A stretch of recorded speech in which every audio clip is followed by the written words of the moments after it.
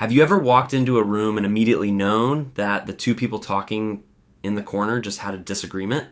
You didn't hear a word they said, you didn't even see them interact, but you noticed the fractional distance between them, the stiffness in their shoulders, and the way the air in the room felt heavy. While everyone else is moving through the world in standard definition, you are trapped in a 4K feed. You aren't just observant, you are hyper attuned. Most people have a psychological gating system that discards 90% of the sensory data around them so they can function. But for you, that gate is wide open. You see the micro expressions that others miss. You hear the subtle change in a friend's voice that signals a lie, and you feel the emotional shifts of total strangers. This is the burden of awareness. It's an intellectual gift that often feels like a sensory curse. Today, we're going to look at the neurological mechanics of why you are too aware, the childhood survival roots of this trait, and how to stop absorbing the world's noise so you can finally find some peace. To understand why you can't turn it off, we have to look at a small but vital part of your brain called the thalamus. Think of the thalamus as your brain's primary switchboard. Its job is to perform sensory gating, filtering out irrelevant information so you can focus on what matters. For most people, the sound of a distant fan or the slight pattern on a wallpaper is filtered out as noise. But in people who are too aware, the switchboard is leaky. You likely experience a phenomenon known as reduced latent inhibition. In simple terms, your brain treats irrelevant stimuli as potentially meaningful. This is why you notice the subtle pattern of someone's breathing or the slight dissonance between what a person says and how they stand. You aren't overthinking. Your brain is simply processing more data per second than the average human. This leads to insight intensity, the ability to connect dots that others don't even see, but it comes at the cost of massive cognitive fatigue.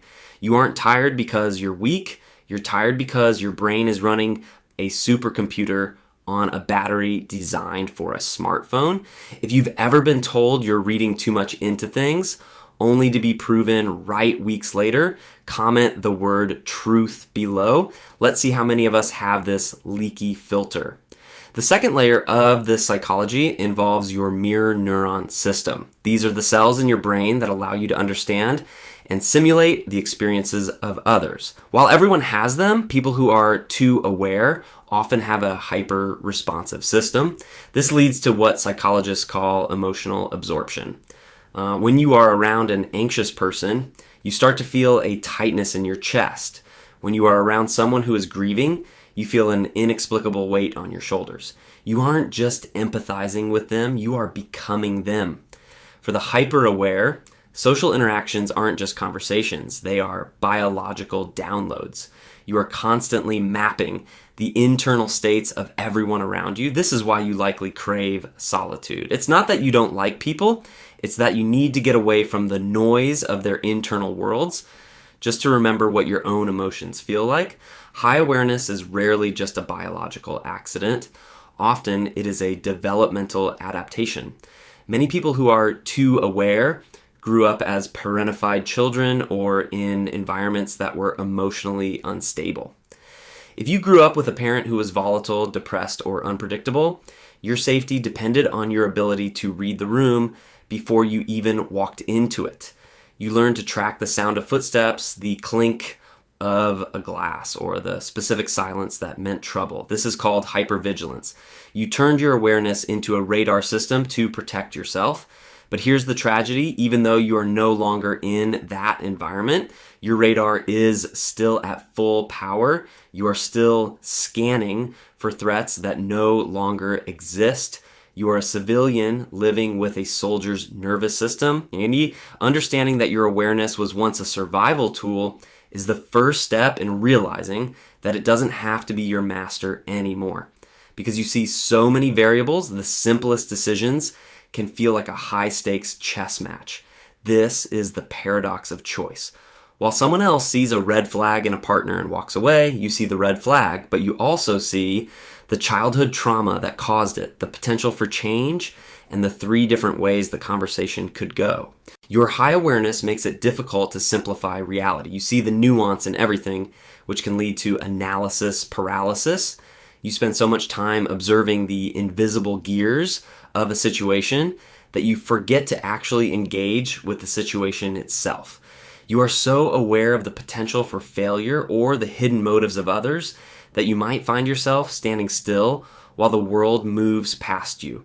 To fix this, you must learn to move from deep processing to strategic execution. The smartest way to deal with being too aware is not to try and see less, but to change how you see. Currently, you are absorbing data. The goal is to start observing it. The labeling technique. When you feel a room's tension or notice a social lie, don't let it sit in your gut. Label it. Say to yourself, I am observing a social dissonance. Cognitive distancing. Imagine your awareness as a high-definition security camera. You are the person in the booth watching the feed, not the person in the middle of the frame. This moves the information from your limbic system, the emotional center, to your prefrontal cortex, the logical center. It allows you to keep the insight without taking on the weight. You can be the person who sees the truth without being the person who has to carry it. The world doesn't need you to turn your light down. It needs you to learn how to shield your eyes from the glare. Your awareness is a rare form of mastery. Don't let it become a cage. If this video helped you feel a little lighter and gave you a new way to see yourself, please press like and share it with a friend, someone who may also be tired of the noise from a mind that never truly rests. Your understanding today might be exactly the comfort they need. Thank you for watching until this moment. I'm Milo. Don't forget to subscribe to the channel so you won't miss any upcoming videos. Goodbye and see you next time.